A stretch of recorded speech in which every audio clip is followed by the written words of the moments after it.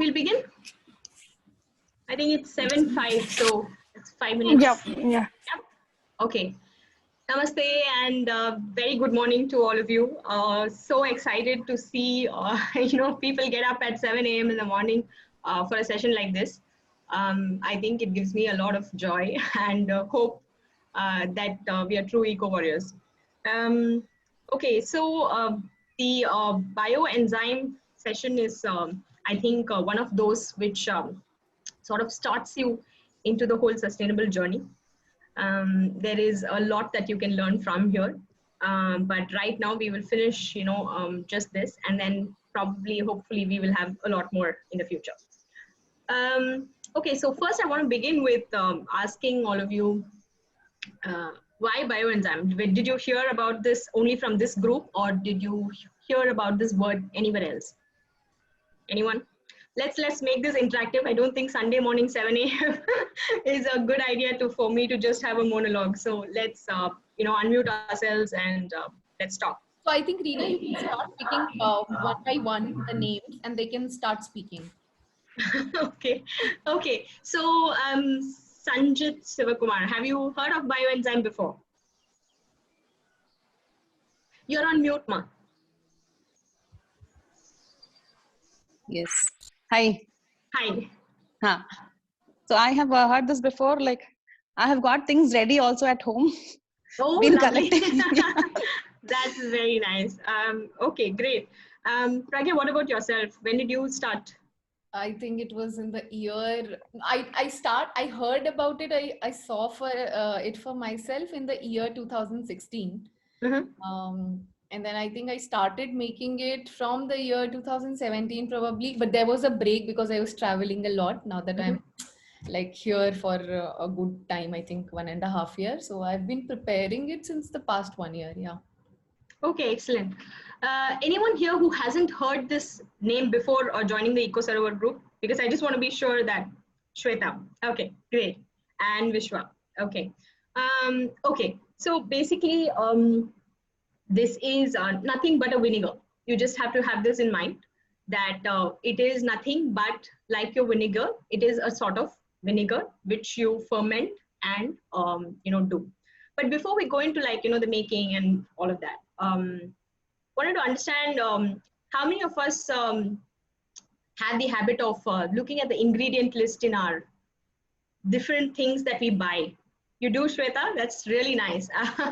Because I didn't when I attended this session, I think 6 years back, 2015, 14. I never looked at the ingredients and how many things that we use, right? So I have only Shweta telling me that yes. Did you also say, Sujata, that you look at the ingredient list? No, actually not for the these kind of things. For the food or something, I do look at the ingredients, but never for this. Right, makes sense, right? What goes inside us. Yeah. Okay, and Pragya said yes too. So okay, let's see. How many things do we use that we know have chemicals? Everyday use. Let's look at forget the food, okay, because food is we know that there is chemicals, but let's look at right now, focus on bring down the whole window to all the different cleaning things that you use for personal hygiene, for home care, etc. What are the things that you use? Like, just give me some brand names or whatever you use. So what do you use for floors? Lysol. Okay. Yeah. Actually, I don't use any kind of floor cleaners or anything, and my husband has been after my life for the only thing that we do use is obviously the dishwashing liquid or washing machine detergent. Okay. And my husband has been after my life for the last 10 years actually, that this goes into us, especially what we use in our for washing the utensils. Yeah. He is 100% sure that some bit goes into us. So 10 years back, I tried to look for something, and unfortunately nothing came up. They said use soap nuts and stuff like that. I totally gave up the whole idea. I said, this will not even clean my utensils. So I think after that, once I realized nothing is there on the net, I didn't even bother to look again. And then when I joined the EcoSarovar group, I heard about bioenzyme and I was like, oh God, this is there. 10 10 years is a long wait, I must say. Good, you've I kept at it. I Yeah, have been using only Ambi products in the last 20 years. okay, okay, very Yeah, nice. and Okay. I can, yeah, they are liquid organic cleaners, Mhm. so it's amazing. It's a Okay. multi-purpose, and Okay. it's really good. Yeah. Right. Yeah. So we use something for the floor. We use something for our dishes. What else do we use? Cleaning. We all have Washing Aparna clothes. nice, beautiful French windows. We all clean that with something. Colin, anybody? Yeah. Yeah. Okay. No. To wipe down furniture, to clean, gas stoves, hobs, any special liquid. Because today, if you go into the supermarket, there is, special liquids for every probably product Yeah. of in your kitchen or on your in your lives, right? So n number of products that we use, right? So none of us are into the habit of actually looking at those ingredients, right? So I'm just going to quickly share my screen, and please let me know if you can see it. Can you all see my screen? Yeah. Okay, so Sujata said that I will look at what is going into my food, right? So wellness is not really just the food; it's everything around you, right? So that's a small step forward to see how the health of our not just human beings but ourselves, everybody whom we share the planet with, the group that brought us together, all the plants, all of this is affected by what is there in the environment, what you put in it, and what you surround yourself with, right? So, okay, so some of the things that we, didn't cover probably. So look at the number of things that we typically use in a day. And this is common. This is not even like, and there's a lot more. So floor cleaner, dishwasher, tiles, laundry detergents, fabric softeners. So there are so many people who cannot give up comfort, right? Many of us fall into the zone where we want nice smelling clothes. We don't want just washing, right? So fabric softeners, very important one, air fresheners. Some of us cannot do without air fresheners, right? And of course, mosquito repellents. So all those, repellents and rodent control things that we use, right? Mothballs. So your Harpic and your Lysols, all that included, and then you have mothballs, which we all. I don't know if anybody grew up in households where in the bathrooms and in the sinks we used to just put mothballs like crazy, right? If it gets over, moms used to panic. It used to be on the cupboards. It used to be on every place that you can possibly think of. In fact, kitchens as well, because the awareness was very low, right? Okay, so I just want to, walk you through just a few of the things that you see here. Maybe a little scary, but it's important that we do this, right? So what are the chemicals? What is it found in? And what are the possible harmful effects that, this causes? So air fresheners has this thing called formaldehyde, which is basically one of the most important things that cause the respiratory issues. I've been a person who's always had a little bit of wheezing, and I never figured out that till a big part of my adult life came along, and then I realized that powerful smells, like I just spoke about, air purifiers, right? So the AmbiPure one is something that I used to really love and swear by. So I used to use this very much at home 10 years back, and I used to have wheezing attacks a lot. And then I realized that when I got exposed to this whole 2014 natural living, I could figure out that it's probably these things that I used which was causing my attacks. And slowly over a period of time, after I stopped them, I stopped getting these attacks as such. There are many people who are allergic to all out. So how in the circle that I am usually with, they say that all out is like all out, not just mosquitoes. It's yours, you included. So it kills all the prana, right? So formaldehyde.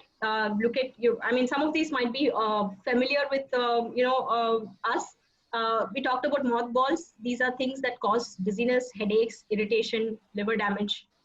And there is a lot. I'm not going to walk you through all of this, but triclosan it's a very famous one. Why it became famous? Because the rates of cancer grew up. So then started people started researching on what is it that's causing things like this. So SFL, SLS, and all of these things are that is associated with cancer. I'll share these things with you after the session, so you can read it at length and scare yourself enough. So that is as far as our household concerns. Now look at the number of things that we use as personal hygiene, right? So one of the things that has happened for us in the lockdown period is we have a little bit of extra time because we're all saving up on the traffic and the travel time, right? So I'd urge you to go and look at some of the videos on YouTube that I personally like as well. There is this guy called FitTuber. Anybody heard of this guy, FitTuber? Okay, I'll share the link with you guys. So he kind of does reviews of top 10 toothpaste, top this one, what has the most less chemicals and all of that. So if you look at the products as such, all of this is listed. All of us use toothpaste, hand soap, bath soap, shampoos, conditioners, all of this. All of this again contains chemicals. The chemicals are listed here. What is it found in is listed, and the possible harmful effects are listed in here. So basically, the idea is that the kind of chemicals that are there is something that is not just doing the cleaning for you or keeping you smelling good or keeping your hair smooth or wavy or whatever. It's doing a lot more than it is than its original use. So one example that I usually give is there are some of these drugs, right, that allopathy uses, which we probably would have used when we were young. Like, how many of you have heard of Berelgon? You've heard of Berelgon? Okay. Yes, I did. Yeah. Yeah. So it's a lot of the drugs are banned today, right? So have you wondered why is it banned? It's a product that came out to cause to resolve a particular issue, and today it's banned. I mean, banning is a big thing, right? So how can it get banned? I mean, if you just think a minute about it, it will tell us that the way this has worked is the pharma industry finds something that cures, that cleans, that, I don't know, does so many other things that advertisements promise. But the whole case study is that once there is about 10, 20 years kind of life, there is a lot more research that goes into the side effects of it or the harmful effects of it. It takes that much time for medical research to happen, right? And then they find out that if users come to like 2-3 bullet points, the side effects or the harmful effects of it run into pages, right? So then they realize that, okay, this is not good. So about the cases like, Johnson & Johnson, which got filed into a lawsuit, right? So this is baby products. Can you imagine? They say that, whatever went into making these products have a lot of research going on. However, after, 30, 40 years, so decades later, they're telling you that, this causes, serious hip issues, serious issues for the children, right? So the idea is that all of these products, are toxic. So this is a word that we have to remember and, sort of memorize actually. Because what is toxic? What is toxic? Basically, anything that is unnatural and causing harm translates or synonymous with poisonous, right? It doesn't let your body function in the normal way, right? Okay, so all of this, you can see all the usual products that we all use. Next time you go to Vijeta, and if you're not going or your husbands are going, just try and see what are the ingredients list. So you can see here, hydrochloric acid, and there is, some of the things that we spoke about earlier as chemicals. I'm not a chemistry student, but I know only that, these are things that are there in your. So now, all these chemicals that are there, what do they actually, what is their actual use and how did they come inside? This is what this table lists. This is a very important table. I think you can look at this and say, okay, so floor cleaning, Lysol, phenol. What does this have, and what is the exact, disruptor that it does to your human system, right? So this is a good table to kind of reiterate what we've been talking about. And what were they usually, used for is something that this is covering, right? Okay, so we discuss a lot about the effect on human health. Anything beyond human health? Anything beyond human health that we can think of? So what do we do after the dishwashing happens, after the floor is cleaned? What happens to this water? When the water seeps into the ground, it eventually is circulating. I mean, the same water becomes, the same chemicals go into our groundwater and then somehow circulate back to us through either our food or even our water. Absolutely, right. So basically all of this is thrown away, and all those chemicals that we have made sure to clean our house, sparklingly clean, have gone back into the Earth's ground level water. And that is where our food comes from, right? So today you eat an apple, that becomes you. Now, whatever that apple was, is something that has come from the environment it grew in. So the water, the soil, the air, right? All of this is what goes in. So it is not just about what we do at our homes. So what happens is usually we want clean stuff very quickly. There are advertisements, right? That they say it's just in 1 minute, seconds. I don't know. I remember one of those ads which used to say fights germs. So all this Mr. Muscle and everything, you put it on, it just does that foaming, and then it's gone. You wipe it, it's just sparkles. So that is a very, very alluring thing that they just hook you in with. So convenience over health is what this generation of us have grown up on. So let's look at what else. So we spoke about diseases, frequent illnesses. We spoke about quality of life. So a lot of these chemicals that we spoke about, if you see the table later, you will see that there are things that cause depression. There are things that cause loss of energy. And I'll come to that when I talk about the microbes, etc. And of course, we spoke about pollution of the spaces that we live in and the groundwater. Plus, my favorite subject, all these come in plastic containers, right?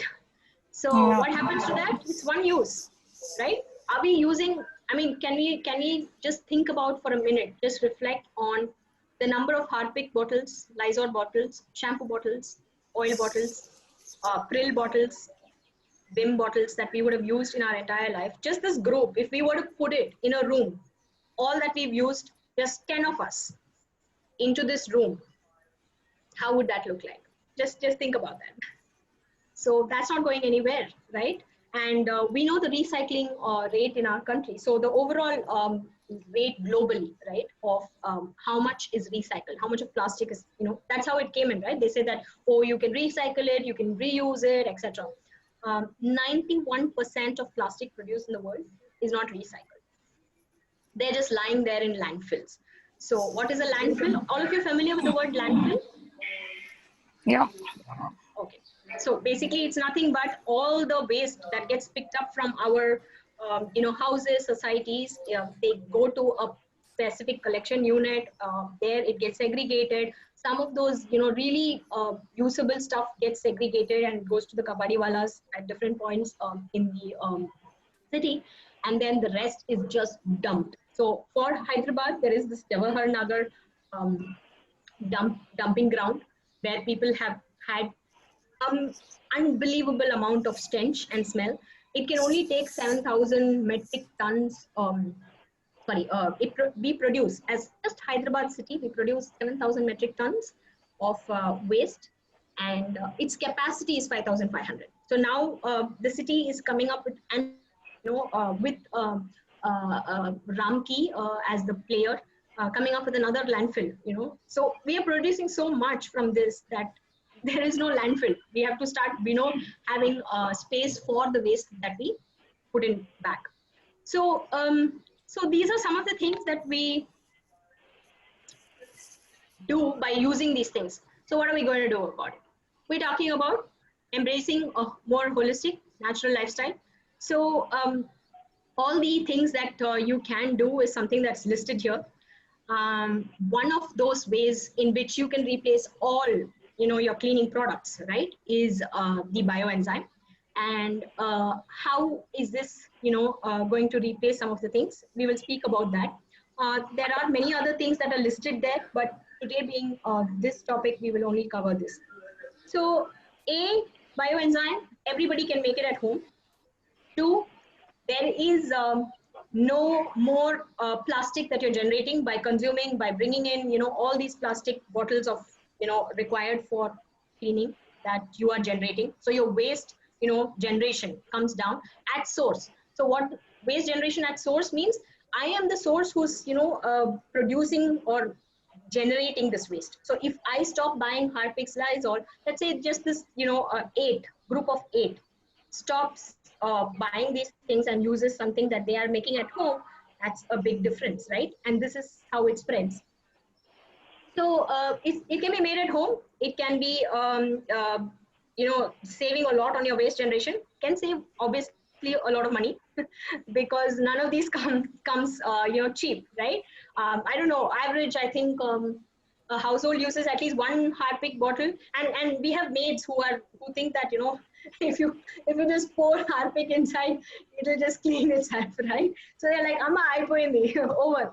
In like, probably, I think maybe if we have maids who clean bathrooms, I think I remember that, my maid used to probably use 1 bottle or, even 2 bottles a month because we all want our, bathrooms sparkly clean.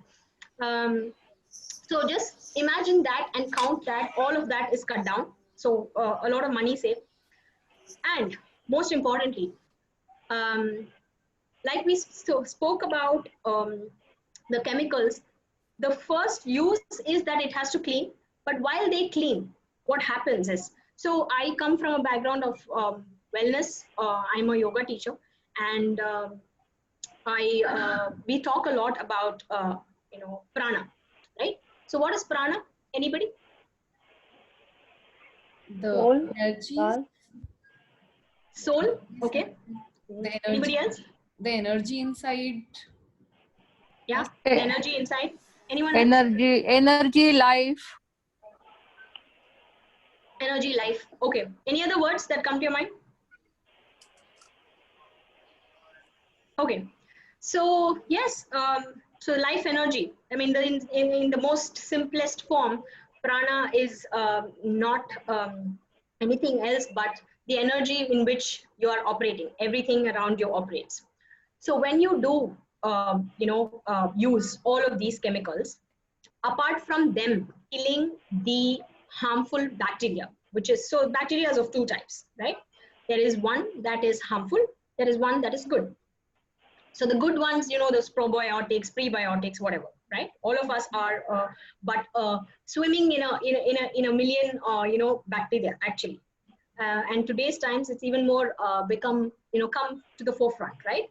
So the harmful bacteria is all that we want to kill, pathogens, right? The pathogens are the ones which are harmful, which can cause you issues in health and, respiration, whatever. When we use these things, what happens is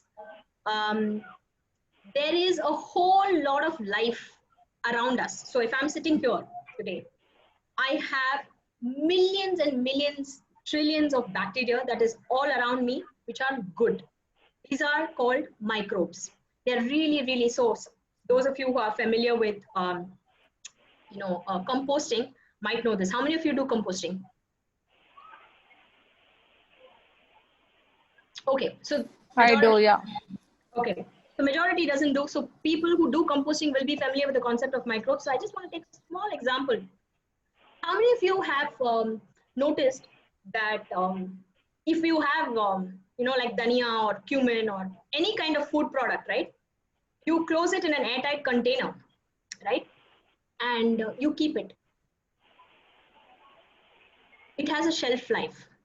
How long does it stay before it gets a small, those moths or Small those, moths. Yeah. yeah.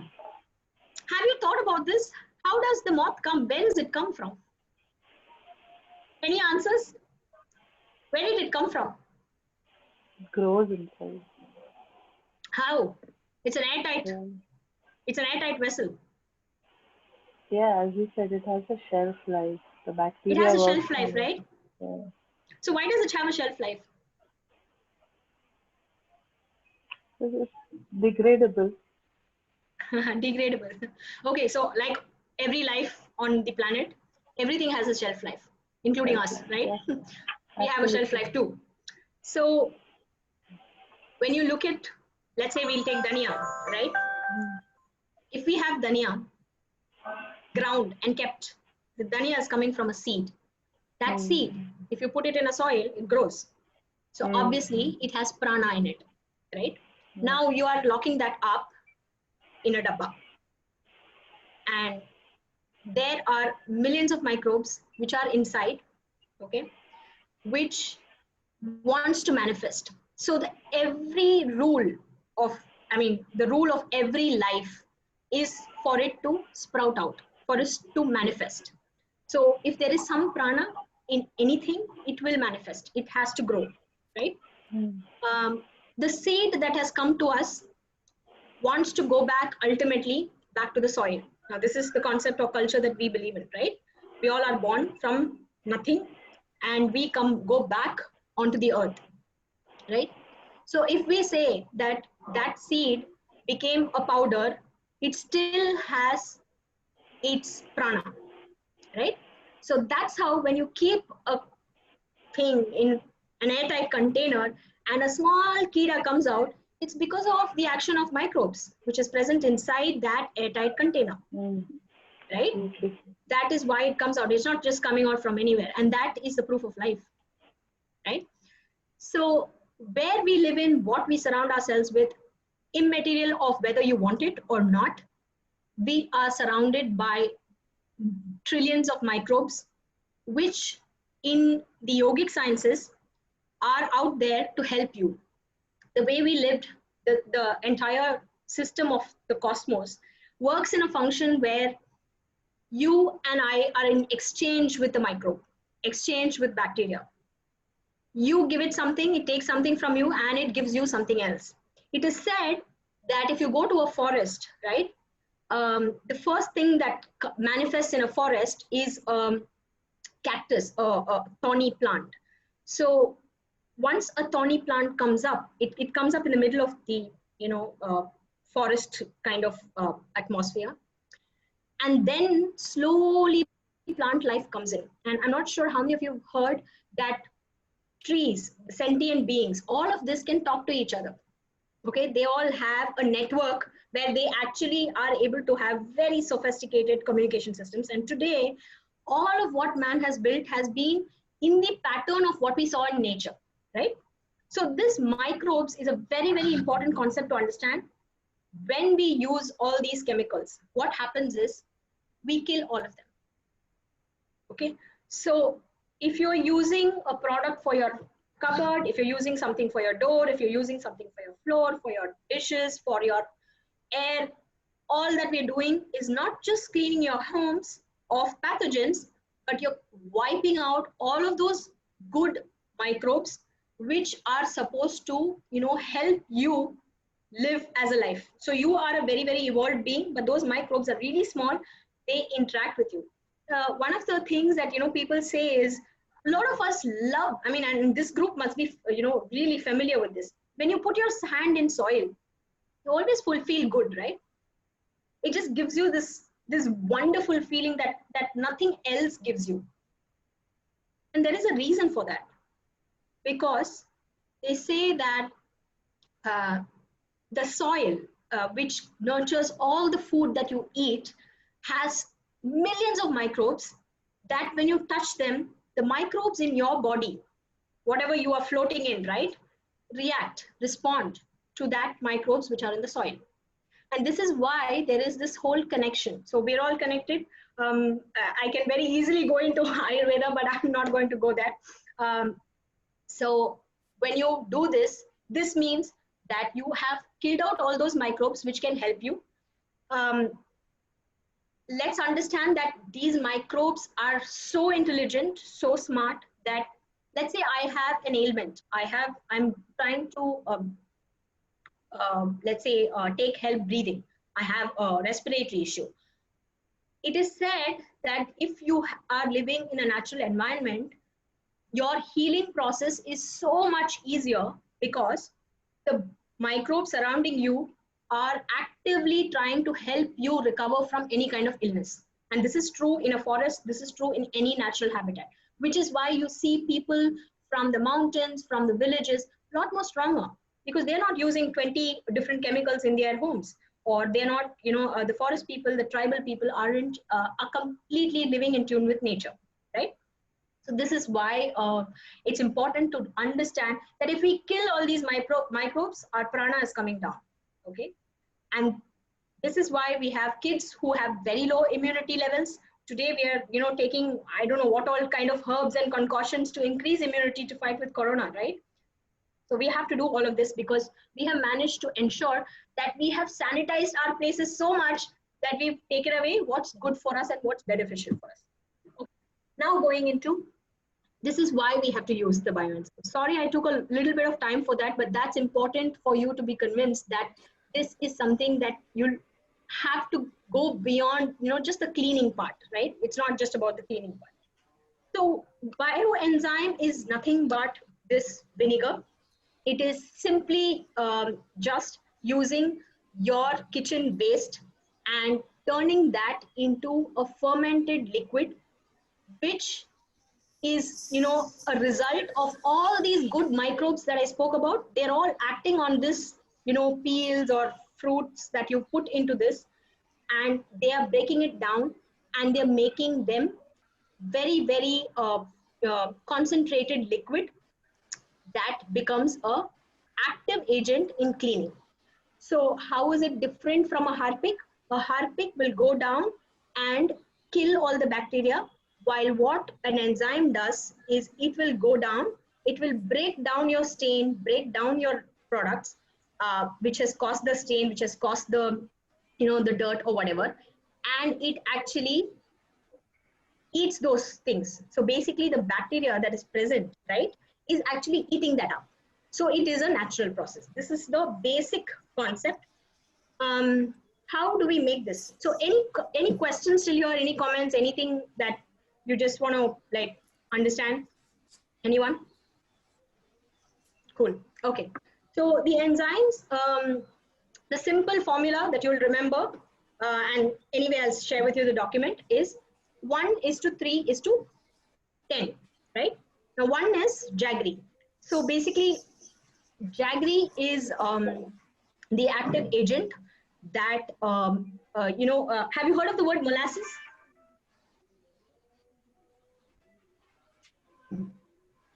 Molasses, anybody? So basically it is nothing but your sugar that is, broken down, and the resultant liquid, sorry, just give me a minute here. So the resultant liquid that you get is basically, molasses. So the concept of enzymes works in the same way. You add some, active food product, and then you add molasses. Basically, jaggery is the, source, and you go ahead and allow for the entire chemical reactions to happen between these two things, right? So the peels that you put in will get nicely soaked up in the jaggery, and it attracts all these microbes. Basically, the microbes are working on it and breaking down the peels down, eating on them, and making them into a very, very highly active concentrated liquid that comes out. This is the same way the basic scientific process is fermentation. It ferments, and then you go ahead and make this into your different kind of cleaning. So when you take jaggery, when you make it for the first time, my recommendation is that you try and find jaggery which is not bleached. So the really white kind of jaggery that you get, try and avoid that. If you can get the really cheap black jaggery, which has not gone through any processing. Because the thing is, we really don't know how the processing happens. There are some, kind of chemicals that are added. So if you're making it for the first time and then it becomes your culture for the next time. So the way this enzyme works is, once you make it, the first time you make it, it takes you 90 days without any kind of starter. Okay. So like, how does curd work? We have to have a culture. We add it to the milk and then it works, right? So have anybody thought about how the culture works? Where do you get culture? If you don't have culture, what do? You just go to the supermarket and buy another curd packet, right? Have any of you tried making culture, like from scratch? No, Anybody knows the process?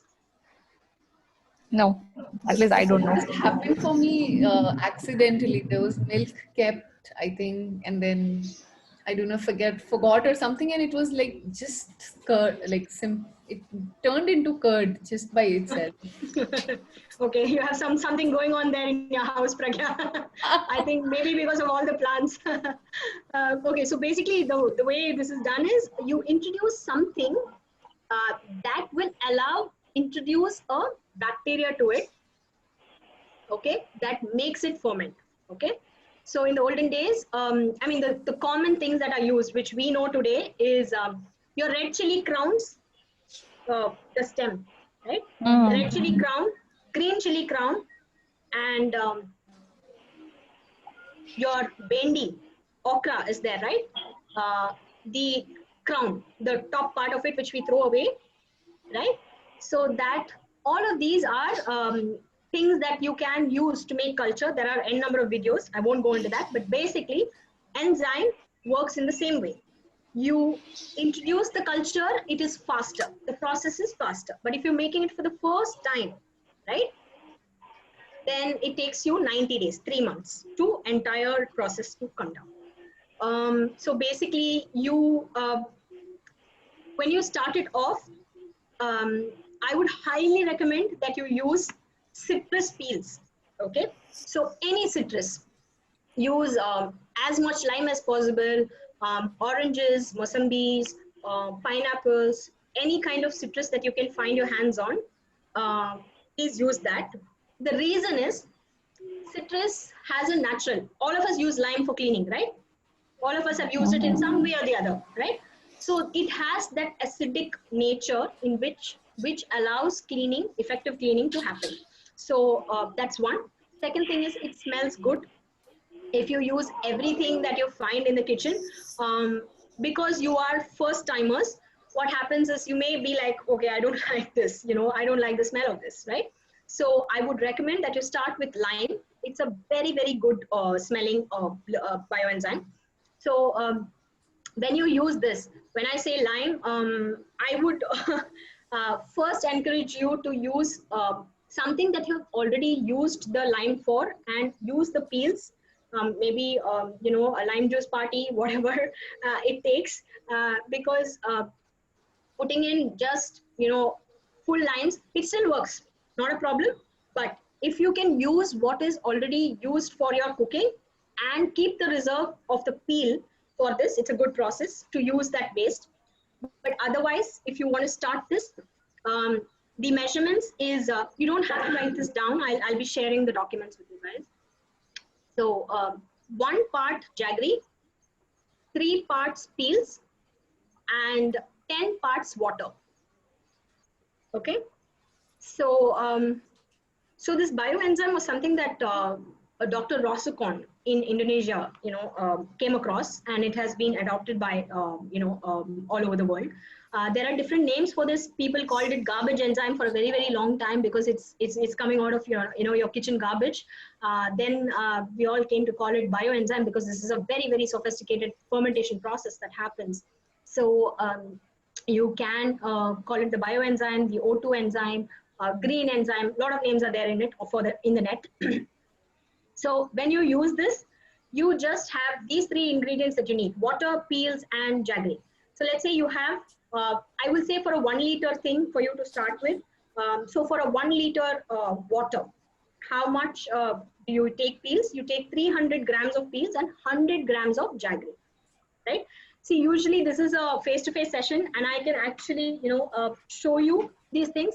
But we are in COVID world, so I would have loved to have, you guys over and smelling my citrus enzyme, mango enzyme, the different kind of, enzymes that I have. But unfortunately, we have to do it. You can't virtually smell it. We are not yet there. So I'll just show you. So this is my lime enzyme. Okay, so you add, so as beginners, I would suggest that you don't use a narrow, mouth bottle. You use something that's wider because it's easier for you. I've done this for 6 years now, so I kind of just go with the flow. You put in the jaggery, the 3 parts of peels, and the 10 parts of water in this. You always need, sorry, I forgot to talk to you about the container. So you always need a plastic container with a lid or a screw pipe, lid, because that ensures the airtight process. A shutdown lid is also fine as long as it's really airtight and it's not, something that allows, because otherwise what happens is you might get, small worms or something that, comes in. So you take only a plastic container, and this is very, very important, because once you put this, let's say we put 300 grams of peels, 100 grams of jaggery, and 1 liter of water. The first day, it's there. It is just floating, and always leave 20% gap in the container. Why? Because what happens once you put it? It basically releases gases. Okay, so that's how it's working. So all the microbes are working on those peels that you put, and all that sweet jaggery is like nicely being eaten. So it releases a lot of gases. There's a whole, process that's going on there. So you will have to release these gases, and for the first 2 weeks almost, every day you need to ensure that you just open the lid. Just open the lid of this container for just 1 or 2 minutes. First 2 weeks only. You will find that the bottle is kind of becoming, fat, and it can't hold the gas. So you'll have to release that gas the first 2 weeks every single day. A tip here: do not forget this. Keep an alarm. Coming from experience, we forget about it. If you forget about it, what happens? Well, you have an explosion at home. I've had this at home. So I'm not very good at remembering these kind of things, and I didn't think of an alarm at that time. Obviously, my Guruji thought I was beyond, alarms. So he didn't tell me, but I would advise you, there's a lot of cleaning that you'll have to do if you don't do this. So every single day, just keep an alarm for like 9 o'clock, 8 o'clock, something in the morning. When you go into the kitchen, you know that you will definitely be in the kitchen or wherever this is going to be. Ensure that you just open it for 1 minute, 2 minutes, and close it right back. So the first few weeks are, the enzyme is going through a lot of gas releasing. After that, the gas releasing stops. There is a beautiful blog which has all the information I'm telling you. So you just need to know that it's out there. I've, learned it from there as well after I went through a live session. So once the 2 weeks, 3 weeks have crossed, and you'll know this, you can see, towards the end of 2 weeks, when you open the lid, the gas is not that much. It's come down. The gaseous activity has come down, right? And after that, you don't need to open this. Third week, once in a week is fine. Fourth week, every 10 days or something is fine. And like once you finish the 1 month, 4 to 5 weeks, After that, you don't need to do this gas releasing. You just need to close the lid airtight and leave it. Now, your enzyme will be ready in 3 months if you've not used anything else other than jaggery, peels, and water. But like I said, if you have a culture, so I can give you all some culture. If you have a culture, you have your enzyme in 1 month, okay? And that makes it easier and better also, because each culture is different, right? The kind of peels you put in, the kind of jaggery you've got, in fact, water as well. So if you feel that the water is, sorry, just one minute, guys.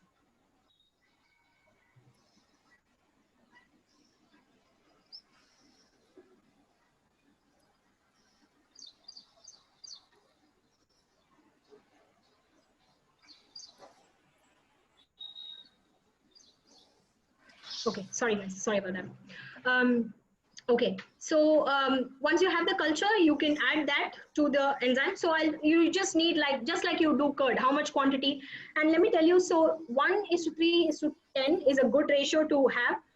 Everything else you will learn in the process. If you have any issues at all, I'm here to help you with every question. I can tell you that I've probably, encountered most of what beginners or people who start this encounter, and can help you. And if I don't have the answer, that's you have something new that's coming up that's challenging, I can promise you to get the answer from people I know. So that's all there is to it. So why a plastic container? Obviously because of the gaseous activity, and you may end up not containing that gases, so it is possible that it can cause some kind of explosion. Also, why not metal containers? Any answers? Why not metal containers? Obviously because metal interferes. It will react. Yeah, it will react, right? We all know some sour things we don't keep in some kind of metals. We don't put things in copper vessel. Everything cannot go into a copper vessel and stuff like that. So metal is not advised because this is a chemical process. So use only a plastic container. Ideal one for this, if you do not have something that you can use at home, I highly recommend something that you use at home, like those big oats cans. You can just reduce the quantity that I've told. And do it in a small vessel just for the first time. If you are not comfortable doing, like big containers, I would recommend that also, because you will see how the process is. So 1:3:10 ratio, it is volumetric also. So you don't need to have a scale to measure and be exact. Not really. Nature is very forgiving, so it's fine. What you need to do is, if you don't have a scale, you take any kind of container, right? Fill this with 1 part jaggery. And do you need to break down the jaggery? No, you don't need to, okay? If it's like really big pieces, you can put it in, and the second day when you're releasing the gas, just make sure you stir it in so that the jaggery is not just in one place, right? So you take jaggery, one container, same container, 3 times peel, same container, 10 times water. Yeah, and you pour it in. Now, important to let that 20%. So okay, this is like very. I've left a lot of water. I've left a lot of space. If this is the container, you can fill it up till here. Leave about 20% for that gaseous activity to do its job easily. Otherwise, it has no place. And even if you're releasing on the first, few weeks, it still becomes a little bit easier. I wish I could show how this smells. I have one which is mango and one which is lime, which is going on. Make sure you also, on the first day when you're doing it, write down the date. I don't do it now, but yeah, when you start, please do it so that you know, right? So you write down the date so you know which week, which day you are on, and when it's going to get ready. So how do you know when it's ready? If you've used a culture, 1 month, pakka it is ready. There's no doubt, okay? If you've not used culture, 3 months. By the third month, by the second, end of the second month, the last month, usually the peels will come down. So when you put it on the first day, it is all floating here. You will notice this when you do it. Towards the end, when it's ready, the peels have settled down. Okay.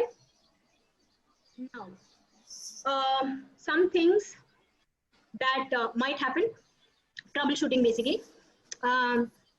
The process is such that you will find a small white, a layer that forms on top. Okay, it is natural. It's basically the fermentation that's happening, and it's nothing to worry. When do you worry? If you have that layer becoming black, which means either you opened it and not closed it, or the ratio has gone for a toss, right? These are things that can happen. Ensure that you close it right after, because that's something that you do also. You don't open it and then go and do something else. You wait right there, open it, release the gas, close it immediately. Because if you leave it open, what happens is flies, insects fall inside, and that causes a different kind of reaction. So your natural microbes, right, the really small ones which you can't see, are not working on it, but slightly more evolved organisms are working in it, and that's not what you want, right? Okay, good. Sorry, just give me 1 minute, guys. I'm very sorry, there's some emergency.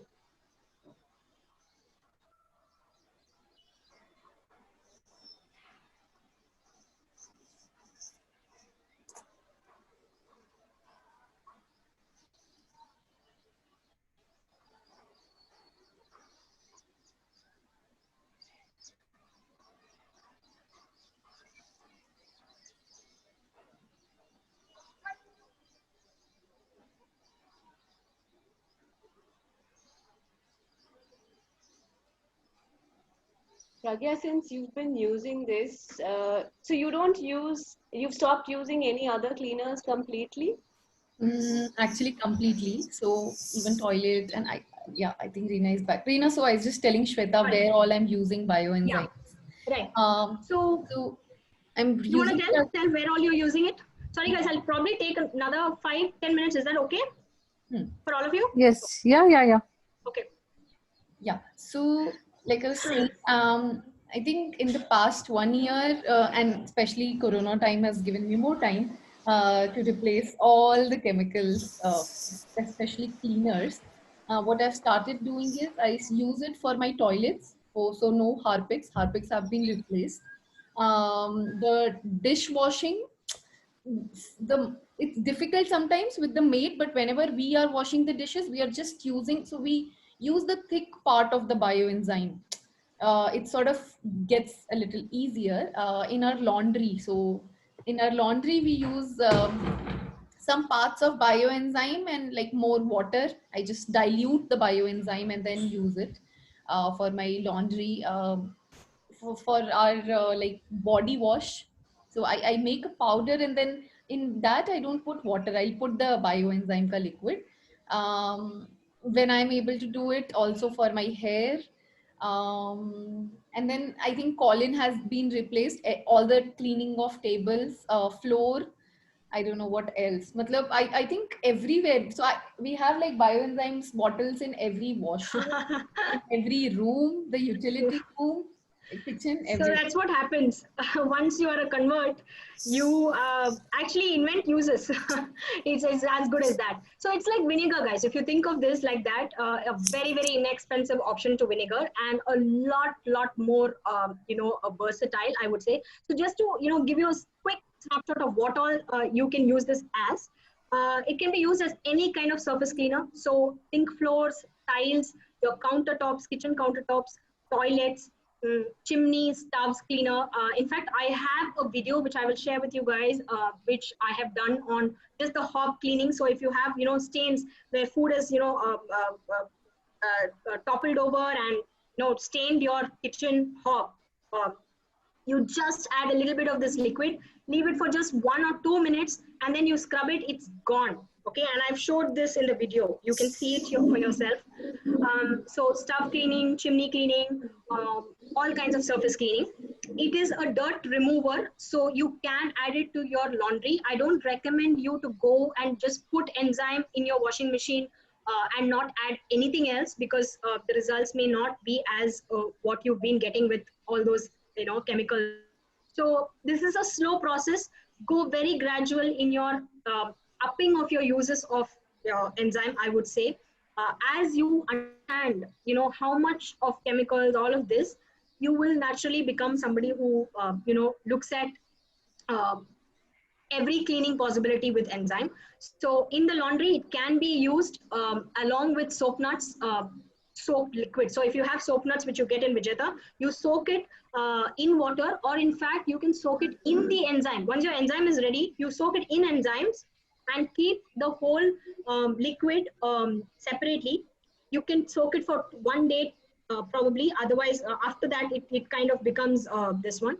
So you drain that liquid and then you add it to your any kind of soapy thing that you want. You can use it for dishwash, you can use it for laundry. You can use it as personal care products, like Pragya said. You can add it to your body wash, you can add it to shampoos to begin with. This is, and then there are ways. There are people whom I know who live completely on enzymes. You don't have to go to that extreme, but begin slowly. Add a little bit, you will see the difference. It is so basically a personal care product, dirt remover. It is used for surface cleaning. It can be used as an antibacterial and antiviral. So this is an important one. All the vegetables that we get, they all have surface pesticides, right, that are used. So your the high ones like grapes, grapes which has that kind of whitish formation, right? So all your greens, if you're buying it from the supermarket, 100% palak, all of these have surface pesticides, where you can just put enzyme, this much of enzyme in a big vessel of water, diluted basically, soak the vegetables for like 5-10 minutes, and then wash it and cut it and use it. So it will remove all surface pesticides and bacteria. It is an excellent insect repellent. So you use it in higher concentration. You will have, as you start. So I have a friend who lives opposite a lake in Bangalore, who has been able to successfully prove that there are absolutely no mosquitoes that come into his house after mopping all his balconies and all his home with enzymes in a higher concentration. So as you keep doing this, what happens is, it's a beautiful repellent. It works in tandem with nature. You're not going out and hitting with a bat and killing all the life around you. You can very naturally repel these things. So as a pest control, basically. As excellent plant care, how can I forget?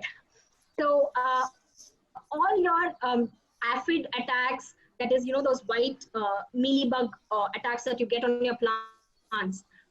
It is an excellent fertilizer. It's an excellent nutrient for your blooms, especially if you have florals. Then it is an amazing product. You can use it like once a month in diluted proportions. So these are some of the uses. I will share with you guys all the uses as well, which is pretty comprehensive, I would say. And if you look in YouTube, there are n number of videos. Okay. So you don't have to be really worried about, I don't know how to use this. And I'll share with you guys whatever I have to kind of ensure that the proportions, how much to dilute, all of this we can, discuss. Okay, so what kind of peels sorry, yes, Pragya. Yeah, just wanted to add a little bit here. Like Reena said that, it's very good for flowers and plants.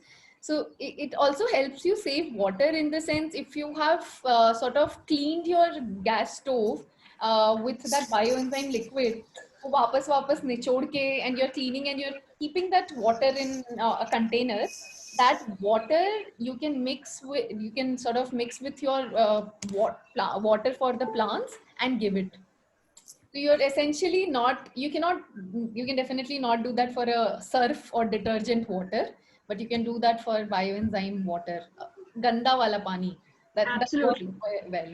Yeah. Absolutely, very good point. So I don't use any other water other than my rice water, rice what I washed, vegetables what I washed. I use I keep one big container to sort of just pour all that water, and then I use it for the plants. It's anyway diluted enzyme, so it's good for your plants. So one point that I wanted to mention is, if you do not have a starter and you still want your process to go faster, one other way is to add a half a teaspoon of yeast, right? So yeast is good bacteria, right? So you can just whatever you get in the supermarkets as active dry yeast, that you can add, and it will still there is no really difference of the bioenzyme per se, done by yeast and done by with culture. It's pretty much the same. Very little can be used. What else? So users we've covered. I think once you start doing it, you will have actual experience, and empirical learning is much better, trust me. One of the things that probably might happen if you not kept the lid tightly closed is that you will find small white color beings come into sprouting into the enzyme. So this is why I said, if you're opening the liquid for the first 2 weeks, ensure you stand there, close the liquid and go back. Okay, so that is something that you need to know. In terms of, okay, sometimes if you want to use something else. So I'll just cover, we covered citrus peels. I would like all of you to start with citrus peels, but what else can you use? You can literally use every vegetable possible in terms of peels. And if any vegetable is gone bad, right? You have a lime that is, that's black and it's going off, you can add those as well. Okay, nothing will happen. Does me buying organic, vegetables make a difference? No, it doesn't. The process is so sophisticated that it will break down every, goddamn chemical that is in there in the vegetable. So don't have to worry. Also,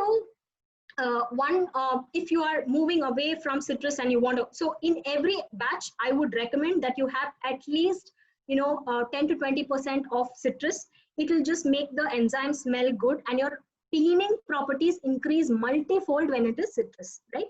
So if you're using only citrus, superb.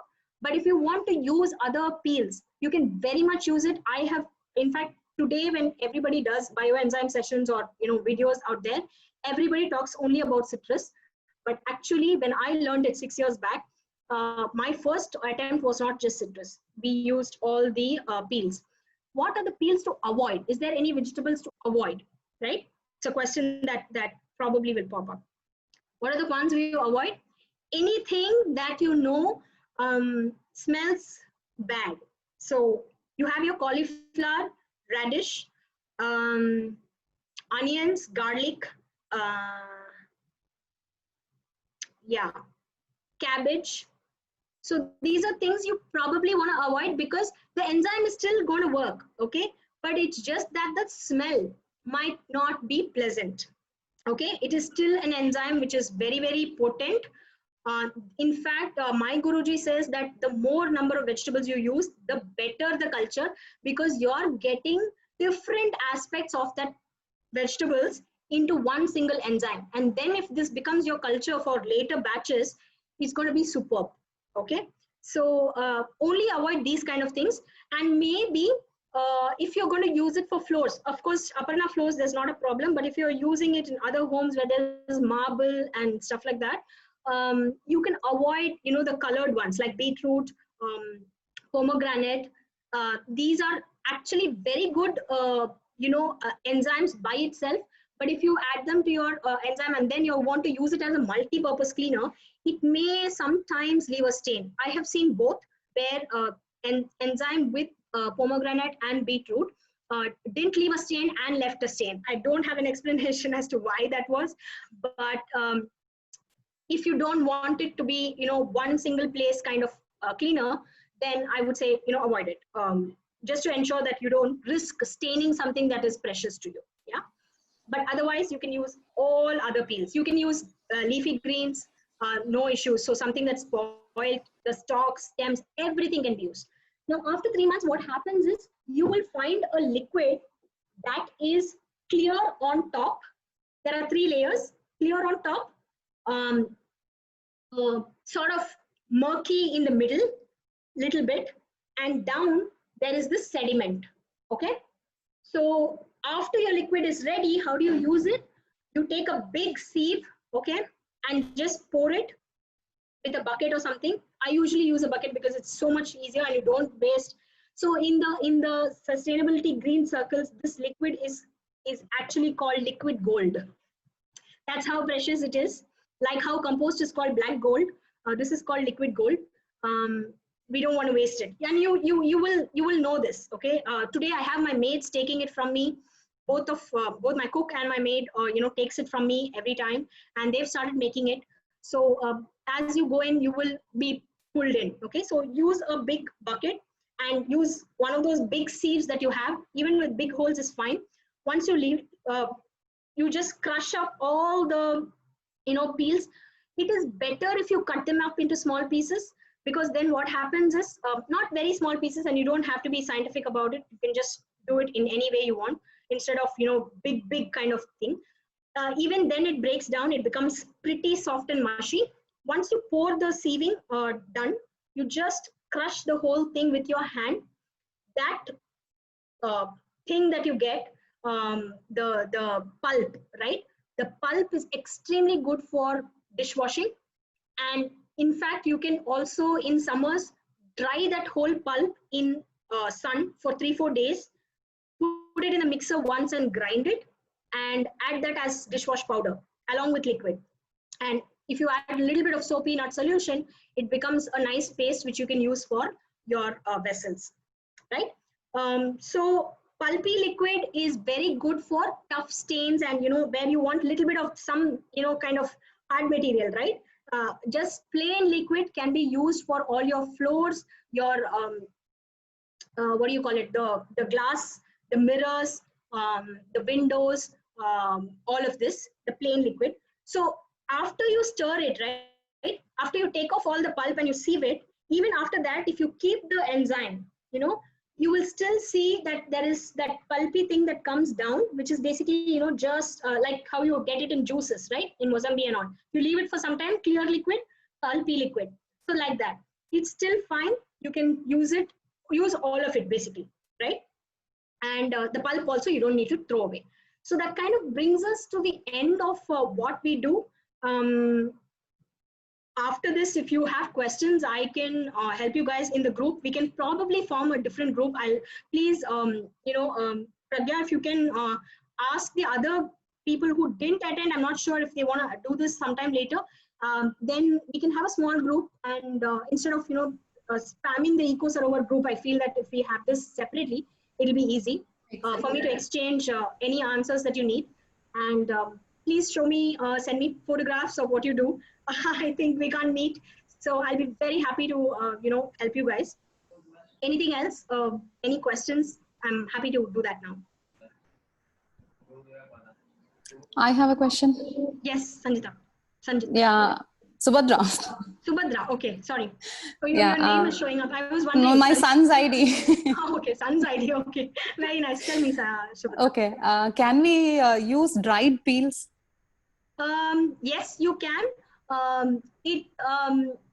So basically, if is it sun dried? No, actually, should I be collecting or it is at one go, all the peels? No, so you can collect it. You can collect it and put it in the fridge. So mango peels, I collected and put it in the fridge for because I had a very big container and I collected it. You can do that. Dried peels are fine, but just make sure you add little bit of a quantity of fresh ones. Your fresh peels, because it adds that kind of this one. Okay, fine. Okay. Okay. Yeah, sure. Questions? Okay.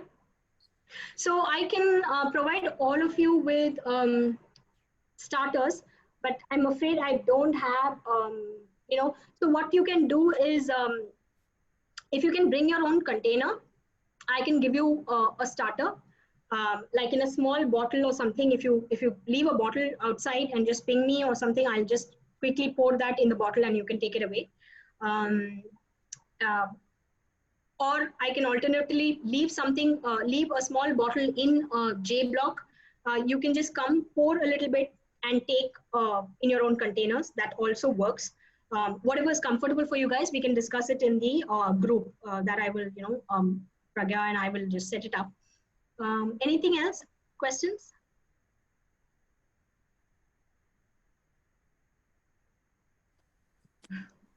Okay. Reena, a quick question. Yeah. Hello, Reena. Yes. Yes.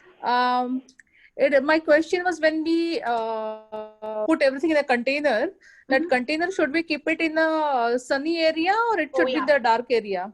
Okay, good point. I missed that. So not direct sunlight, please. Keep it in a shady area. Shady area. Okay. Yeah.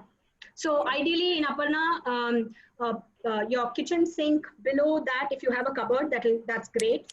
Or in your kitchen countertop, that's fine. Even in your kitchen utility balcony, you can keep it, but ensure you're not getting like direct sunlight that's falling on the container. If you keep it in shady area, that's still fine. Not direct sunlight, yes. Okay, makes sense. So when we get a culture from you, so it is the same thing. We put that culture in 1 liter of water. Yeah. So it's just like this much that you require. You just do the 1:3:10, okay? And just add this culture in the water that you do 10 parts water. You can keep this as one part or one this one. You just add that, and your enzyme will be ready in 1 month instead of 90 days. Yeah. Very interesting. Great. So I hope all of you will be able to start. The material that I will send will be very, very useful for you to understand all the different uses, what can go wrong, what troubleshooting happens, and all the different uses that you can use it, and how to use it, what's the dilution levels, etc. In fact, so I've seen bioenzymes work directly, like not diluted directly as well. A lot of people use it for its higher potency possibility. So I'll just leave you with one line. The bioenzyme is so safe that you can actually, even if you consume it, there's no problem. The other thing that I wanted to say is, yeah, you can consume it. I've done it in a real session. I actually consume my enzyme, show it, and I can do that even now. So apart from this bioenzyme, which is a cleaning all-purpose replacer, once you get into the journey, there is a whole lot of fermented edible enzymes which you can do. There are things like beetroot kvass, amla kvass, etc., which is basically nothing else but enzyme which are edible, which makes your the bioavailability, which is basically the way nutrition is absorbed from each of the food that we eat, becomes much higher when you use these kind of fermented drinks. So my Guruji is an expert in edible enzymes. I will, probably hope to do a session sometime later on that, on kvass. It's just brilliant for people with iron deficiencies, different kind of aches in the leg and all of that, but that for another day. Yeah. So it's not just enzymes which is used for cleaning, but basically there is edible enzymes as well, which you can get introduced to later. Okay, great. Any more questions? No, we're all set. Just how to collect all the set. from here. So we'll do the group today, and then we'll start ASAP when it's all fresh in your head.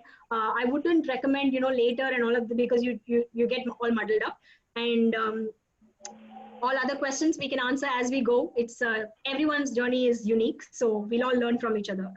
No experts as such, actually. Yeah. Thank you so much for making it a Sunday morning. All the best. Thank you so much. You're starting. Nice beginning of Sunday. Very nice beginning of Sunday. Yeah. Thank you so much, guys. Thank you. It was a pleasure to have you guys. Thanks. Bye. Thank you, Reena. Thanks, Reena. Bye. Thank you. Bye. Thank you. Yeah. Bye. Thanks. Have a good day, everybody. You too. Bye. You too. All of you have a good Sunday. Bye-bye.